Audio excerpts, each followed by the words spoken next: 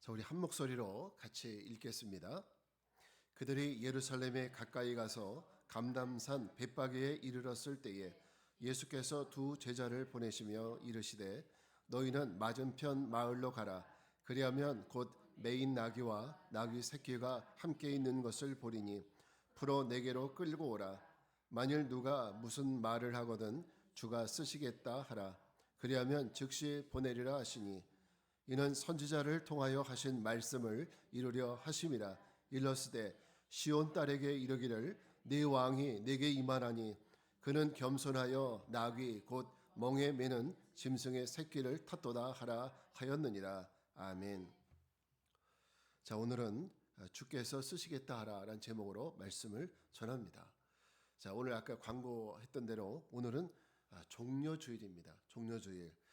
종려주일은 예수님께서 이 땅에서 공생의 3년을 보내셨는데 마지막 3년 차에 십자가를 지시기 위해서 예루살렘 성으로 입성하실 때 자, 예루살렘 성에 있는 많은 백성들이 예수님 맞이하기 위해서 그 주변에 흔한 나무가 바로 종려나무였어요. 이 종려나무까지를 꺾어서 예수님을 맞이하는 거예요. 막 흔들면서 호산나 다윗의 자손이여 하면서 예수님을 맞이했습니다. 자, 그날을 기념하는 절기가 바로 이 종려주일입니다. 그리고 종려주일은 이제 고난주간이 시작했었던 고난주간의 첫 시작이라고 볼 수 있습니다. 그래서 우리 기독교에서는 이 종려주일을 또 중요하게 지키고 있습니다. 오늘 저는 종려주일에 여러분과 함께 예수님이 타고 예루살렘 성에 들어가신 나귀, 사람이 아니라 이 나귀에 대한 말씀을 같이 좀 나눠보려고 합니다.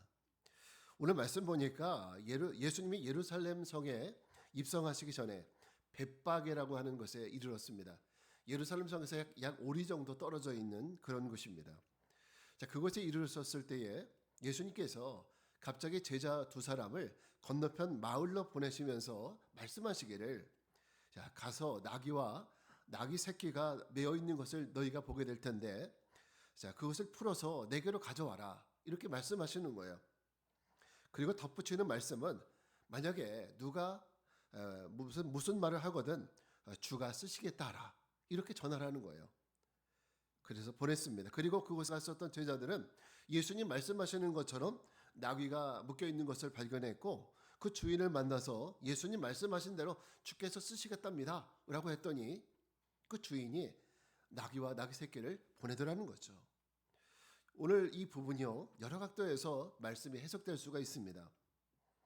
자, 오늘 성경에는 직접적으로 등장하지 않지만 예수님이 예루살렘 입성하실 때 나귀 새끼를 제공했었던 그 나귀의 주인, 오늘 우리가 읽었던 마태복음에는 등장하지 않아요. 오늘 그 주인에 대한 얘기를 좀 해보려고 해요. 그렇지만 오늘 본문에는 주인에 대한 정보는 없지만은 마가복음과 누가복음에는 그 주인에 대한 얘기가 잠깐 등장하고 있습니다. 한번 그 부분을 같이 읽어보기 원하는데 마가복음 11장 5절부터 6절 말씀입니다. 시작. 거기 서 있는 사람 중 어떤 이들이 이르되 나귀 새끼를 풀어 무엇하려느냐 하매 제자들이 예수께서 이르신 대로 말한대 이에 허락하는지라. 오늘 여기 말씀 보게 되면 자, 여기 나귀에 어떤 이들이 나와 있지만은 누가복음에서는 또 이 어떤 이들이 누구냐? 바로 이 나귀의 주인들이다라고 임자들이라고 알려주고 있습니다. 그 임자들은 주께서 자신의 나귀를 쓰신다. 주께서 쓰시겠다. 주께서 가지고 오라 하신다. 이렇게 말씀하시니까 그 주인들은 아무런 대꾸 없이 아무런 반항 없이 순순히 자기의 나귀 새끼들을 제자들에게 내어 주도하는 거예요. 여러분 이 부분이 아무렇지 않은 것 같이 느껴지지만 이 부분에서 우리는 느끼고 깨달아야 될 아주 중요한 교훈들이 있어요. 도대체 왜 나귀의 주인은 왜 나귀 값을 달라라고 말하든지 아니면 빌리려면은 며칠 빌리겠느냐라고 묻든지 이게 오늘날 우리 보면 상식 아닙니까? 그죠? 내 나귀 새끼를 주는데 돈도 안 받고 얼마나 쓰려느냐는 묻지도 않고 내어준다는 거죠. 오늘 이 부분이 오늘 우리가 생각해 볼 내용인데요. 사실 제가 어린 시절에도 보게 되면 어린 시절 시골에 살았던 분들은 다 느끼실 거예요. 지금은 도시에는 문을 다 닫고 지내지만 잠그고 지내지만은 옛날 시골에는 대문을 다 열어놓고 지냈어요. 그죠? 물론 지금은 닫아놓더라고요. 다 문을 열어놓고 지납니다. 그 옆집에 사는 아저씨가 농사할 때 필요한 뭐 삽이 없다 그러면 삽을 빌리러 와요. 근데 주인이 없으면 주인이 올 때까지 기다리는 것이 아니라 가서 그냥 삽 있으면 들고 가요. 그러면서 나중에 갖다 주면 끝이에요, 그냥. 그것 때문에 나중에 왜 가져갔나 이런 얘기 한 게 없어요. 거의 이웃은 니께 내 거고 내께 내 거고 아니 내 건 네 거고 내 건 내 거고 네 건 네 거고 이런 것들이 편안하게 이루어졌던 것이 옛날에 우리들 그 시골의 모습이 아니었나 생각을 합니다. 근데 여러분 사실 농기구 정도야 뭐 그냥 갖다 쓸 수도 있잖아요, 그죠? 근데 만약에 그것이 나귀가 됐다라면 이거는 다른 얘기예요. 나귀가 된다면은 쉽게 갖다 쓸 수 있는 것은 아니죠. 당시의 나귀라는 것은요, 이 이스라엘 지역에서는 일반 서민들에게는 굉장히 귀중한 재산이었습니다. 옛날에 우리가 소 한 마리 키우면은 자식들 뭐 대학 보낸다 이렇게 얘기하듯이 이 나귀는 이스라엘 사람들 중에서도 일반 서민들에게는 이거 굉장히 중요한 재산이에요. 보통 나귀는 교통수단으로 쓰입니다. 사람을 태우고 다니기도 하고. 그런가 하면 일을 할 때 농사를 지을 때 어떻게 하냐? 또 일을 해야 돼요, 얘는. 농사 밭을 갈거나 이럴 때 씁니다. 그런가 하면 젖을 내서 우유를 먹기도 해요. 이렇게 다양한 용도로 쓰이니까 이 서민들, 일반 서민들 집에서는 나귀는 굉장히 중요한 재산이 되는 거예요. 그런데 오늘 성경 속에 나오는 나귀 주인은 제자들에게 자기 나귀를 내어줄 때 이거는 굉장히 귀한 건데요, 소중한 건데요, 이런 느낌보다는 마치 그냥 원래 주인이 찾으니까 돌려준다 이런 느낌으로 그냥 아무 말도 하지 않고 자기의 나귀를 내어주는 것을 보게 됩니다. 여러분, 만약 여러분이 나귀의 주인이고 만약에 예수님이 오셔서 야, 예수님이 너희 집 나귀 쓰시겠다는데 이렇게 말씀하시면 여러분 그냥 가져가세요 이렇게 하실 수 있어요? 여러분 어떻게 하실 것 같아요? 한번 생각을 곰곰이 설교를 들으시면서 나는 어떻게 했을까 한번 좀 생각을 해보시기 바랍니다. 여러분이라면 토달지 않고 그냥 내어드릴 수 있겠습니까? 아마 저라면 못했을 것 같아요. 저라도 못했을 것 같아요. 왜냐하면 우리 집에 귀한 이것이 뭐 한두 푼 하는 것도 아니고 예를 들어서 나귀 한 마리가 몇백만 원 한다면 심지어는 뭐 몇백만 원, 천만 원 가까이 간다면 그냥 내어드리기는 어려운 거죠. 그죠? 이것은 저도 마찬가지고 우리 모두가 아마 같은 마음이 아닐까 생각을 하는데요. 여러분 이렇게 물건에 대한 소유 욕구 어떤 짐승이든지 뭐가 되든지 돈이든지 아니면 집이든지 자동차가 되든지 물건에 대한 소유 욕구가 강한 것 이것은 우리들에게 그 잘못된 게 아니에요. 우리 모두가 어떤 소유 욕구가 있죠. 내 것을 남에게 못 주는 거 이것은 당연한 거라고 볼 수 있어요. 내 것을 남에게 쉽게 내주지 못하는 것은 여러분 지금 우리가 여기서 죄책감을 느끼자고 하는 얘기가 아니에요. 이것은 어쩌면 당연한 것입니다. 그런데요, 인간이 죄로 인해서 생긴 삐뚤어진 마음 가운데 하나가 뭐냐면 그게 바로 소유욕이에요. 소유욕. 내 것을 강하게 붙들고 놓지 않으려고 하는 이거 내 손에 들어왔으니까 내 거다라고 할 때 그것을 놓지 않으려고 하는 이거 소유욕. 이것이 바로 인간의 죄로 인해 생겨진 마음입니다. 또 그것을 넘어서 내 것도 내 거고 남의 것도 내 것이라고 여기는 이 마음 이런 마음도 있죠. 뿐만 아니라 그것을 넘어서서 더 많이 그리고 가지려고 쌓으려고 하는 이런 마음 우리는 이것을 욕심이라고 얘기하잖아요. 욕심.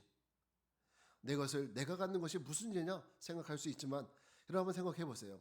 물론 내 것을 내가 갖는다면 진짜 내 것을 내가 갖는다면 문제가 없겠지만 냉정히 우리가 생각해 볼 때 이 세상에 내 것이라고 주장할 수 있는 것이 여러분 하나라도 있습니까?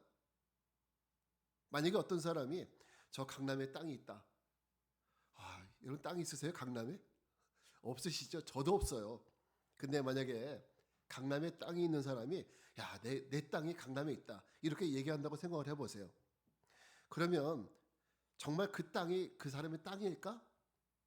만약에 그 사람의 땅이라면 그 사람이 그 땅을 만들었나요? 아니면 그들의 조상이 그 땅을 만들었나요? 이 땅의 처음은 어디에 생겼습니까? 이거는요. 이 세상의 모든 것들 사실 내 것이 아니라고 말할 수밖에 없는 것은 사실은 그 조상들도 원래 그 조상들도 그 땅을 자기가 만들어서 내 것이 된 것이 아니라 언제 옛날부터 살다 보니까 주인 없는 땅이 있네. 자기 마음대로 막 금을 거가지고 여긴 내 땅, 저긴 네 땅. 그러다 보니까 지금 내 땅, 네 땅이 된 거죠. 원래부터 그 땅을 내가 만들고 그래서 내 땅이 된 것은 아니라는 거죠. 여러분 창세기 1장을 한번 보세요. 하늘을 만드신 분이 누구십니까? 하늘을 만드신 분이 누구세요? 그 땅을 만드신 분이 누구십니까?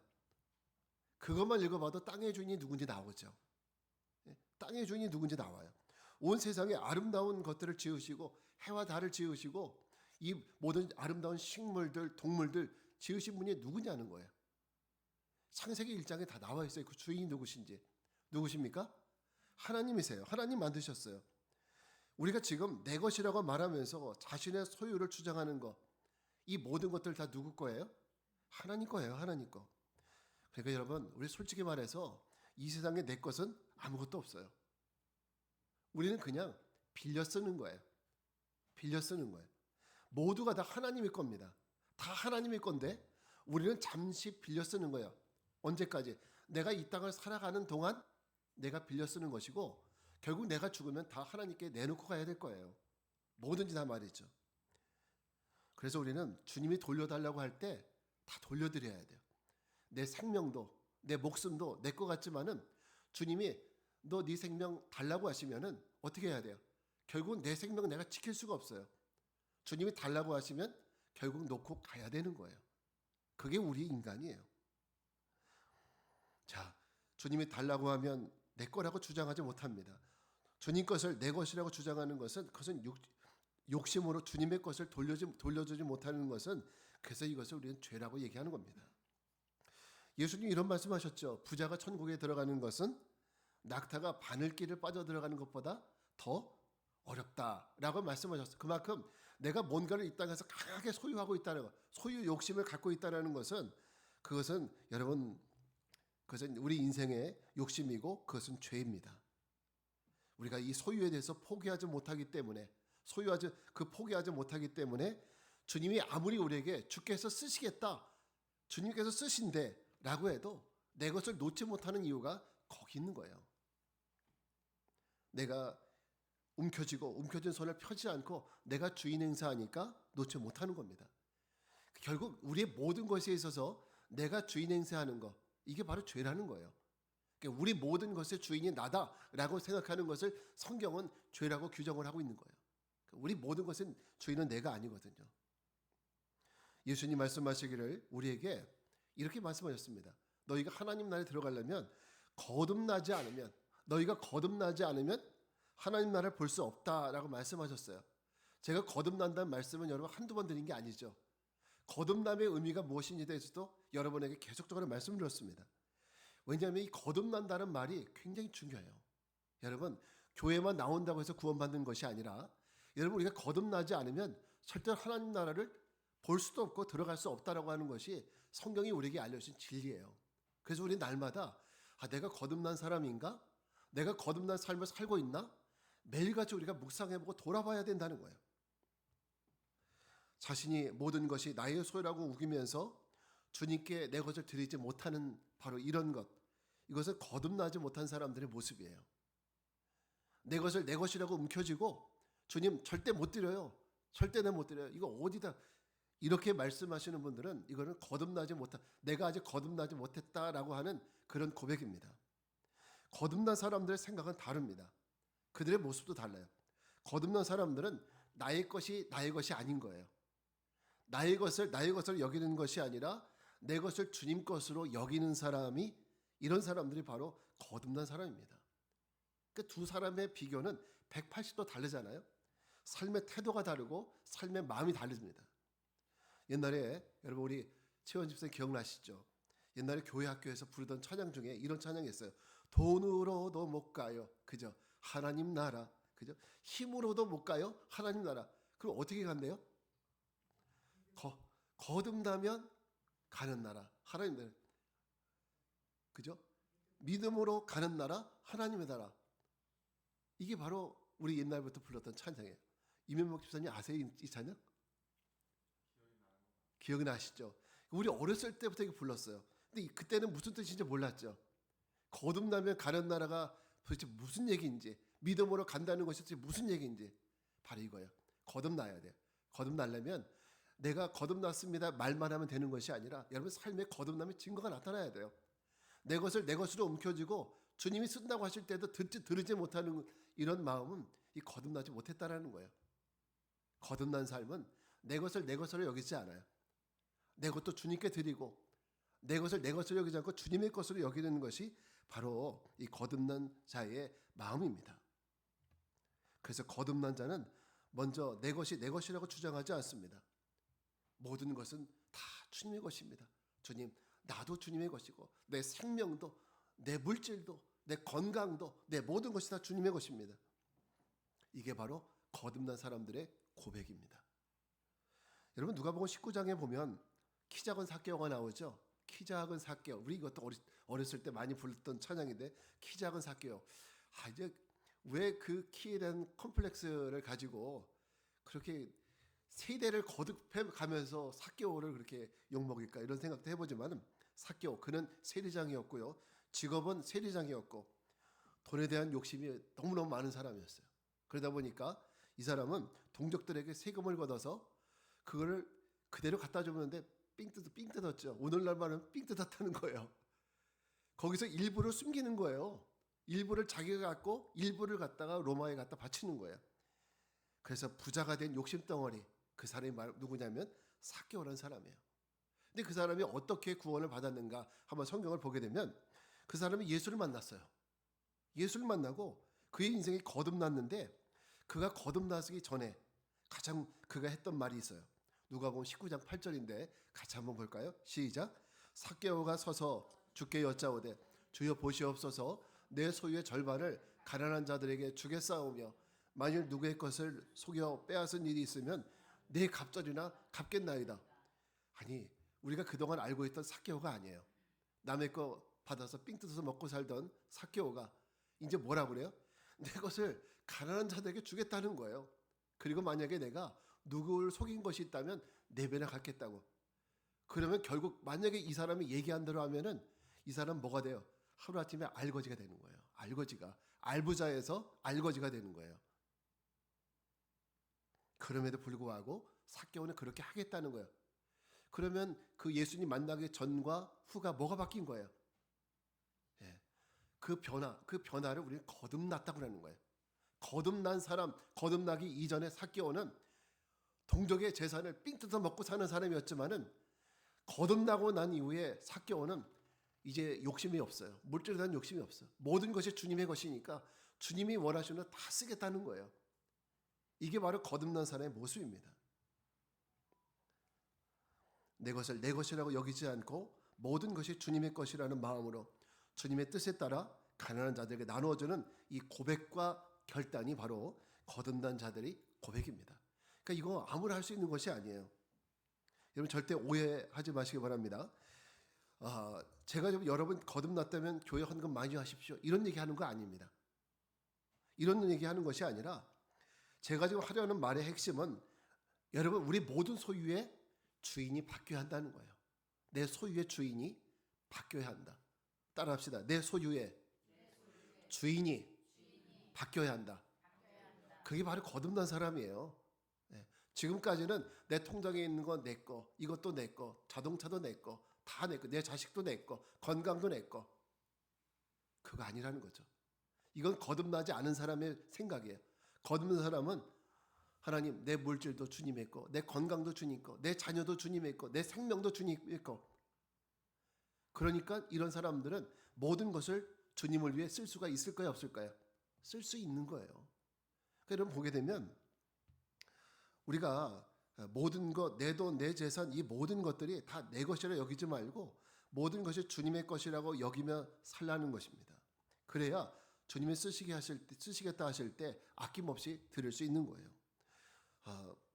그렇게 거듭난 사람들이 주님을 위해서 자기의 것을 아끼지 않습니다. 월드비전 후원하고, 그죠? 월드비전 후원하고 또 교회에서 뭐 예를 들어서 뭐 교회 건축을 한다 할 때 어떤 사람은 뭐 자기 수십억 재산 내놓는 분도 있잖아요. 근데 그 사람들은 돈이 안 아깝냐고요. 아깝죠. 안 갖고 온 사람은 어디 있습니까? 그렇게 할 수 있는 것은 이것이 주님의 것이라 여기기 때문에 하는 거예요. 내 것이 아니라 주님의 것이기 때문에. 그러니까 이 하나님 앞에 인색할 수가 없는 거예요. 어차피 내 거 아니니까. 나는 뭐예요? 주님의 것을 잠시 관리하는 청지기일 뿐이에요. 이게 바로 거듭난 사람의 모습이죠. 주님께서 쓰시겠다고 하실 때 내 것이 아니라 이 나귀 한 마리도 나는 그냥 청지기일 뿐이니까 주님이 쓰신데 그럼 가져가셔야지. 원래 주인이 달라고 하는 거니까. 그래서 변명 없이 이 나귀 주인은 자기의 나귀를 드릴 수 있는 거예요. 그렇지만 거듭나지 않은 사람은 내 거 드리는 것이 아까운 거예요. 주께서 쓰시겠다고요? 왜 하필이면 내 걸 써요? 저 옆에 김집사께 더 좋은데, 더 많은데. 거듭나지 않은 사람이에요. 이거 누구나 할 수 있는 것이 아닙니다. 여러분 보세요. 교회에 뭐 1000명, 2000명 모이는 교회도 가보세요. 누가 그렇게 다 할 수 있는 것이 아닙니다. 할 수 있는 사람이요? 글쎄요. 한 10%, 20%도 거의 채 안 돼요. 그러니까 우리가 이런 것들을 보면서 저 사람은 돈이 많으니까 부자니까 그렇게 한다 이렇게 생각하시면 안 됩니다. 그 사람들도 돈이 아까운 사람이에요. 얼마나 거듭났느냐, 거듭난 사람이냐 아니냐에 따라 다른 겁니다. 주님은 우리에게 당신의 몸을 주셨고 당신의 피를 주셨습니다. 당신의 생명을 다 주셨잖아요. 주님이라고 해서 뭐 생명이 10개고 100개예요? 그게 아니잖아요. 하나밖에 없는 생명 주님이 우리를 위해서 다 쏟아부어 주셨잖아요. 그 사랑과 헌신을 알고 믿는다면 우리도 내 것은 내가 지켜야 한다는 생각보다는 주님이 쓰시겠다고 할 때 내 것을 내어드릴 줄 아는 이런 성도, 나를 쓰시겠다고 할 때 내가 헌신해서 이사야처럼 주님 내가 여기 있사오니 나를 사용하옵소서 고백할 수 있는 이런 멋진 믿음의 백성들 되시기를 주님으로 축복합니다. 자, 이제 말씀을 마무리합니다. 오늘 종려주일 우리는 이름도 모르는 나귀 새끼 주인에 대해서 생각을 해봤습니다. 그의 멋진 헌신을 통해서 예수님이 과거 선지자의 예언대로 예루살렘 성에 들어가실 수 있으셨듯이 오늘 우리가 내 것을 아끼지 않고 주님이 쓰시고자 하실 때 사용한다면 우리도 하나님의 영광을 위해서 주님의 원하시는 일들이 이루어지게 될 줄 믿습니다. 우리 같이 연약한 존재들이 주님의 일에 동참하는 귀한 은혜가 있어야 할 줄 믿습니다. 이번 주일은 고난주가 아니고 다음 주일은 부활주일입니다. 우리를 위해서 고난받으시고 부활하신 예수님 앞에 과연 거듭난 우리의 믿음을 어떻게 표현하고 고백할 수 있을지 고민하고 고백할 수 있는 귀한 한 주간 되시기를 바라겠습니다. 자, 이제 우리 자리에서 일어나셔서 찬양 부르고 기도하겠습니다. 주님 내가 여기 있사오니 찬양하고 기도하겠습니다.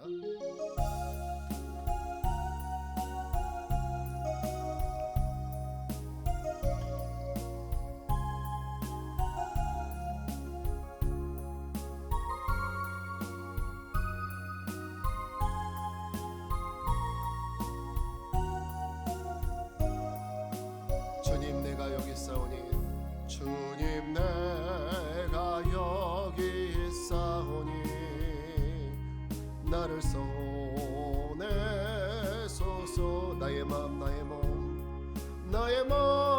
나의 몸 주께 드리오니 주 받으옵소서.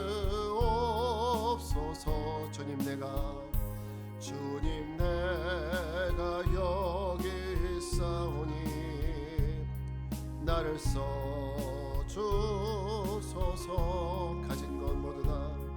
가진 것 모두 다 주께 드리오니 주 받으옵소서.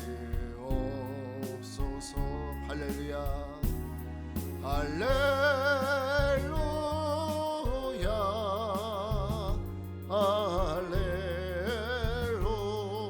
할렐루야 할렐루야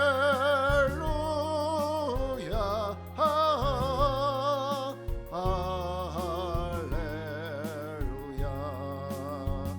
자, 우리 이 시간 다 같이 기도하겠습니다. 주께서 쓰시겠다 하실 때 과연 우리는 주님께 내 것을 드릴 수 있을까 고민하며 말씀을 듣게 하시니 감사를 드립니다. 주님, 우리는 이미 세상의 온갖 죄와 욕심으로 주님의 것도 내 것으로 착각하며 살 때가 많았습니다. 그러나 오늘 말씀처럼 내가 가지고 있고 내가 누리고 있는 모든 것이 주님의 것임을 믿고 살아가는 우리 모두가 되게 하옵소서. 우리 시간 기도하겠습니다.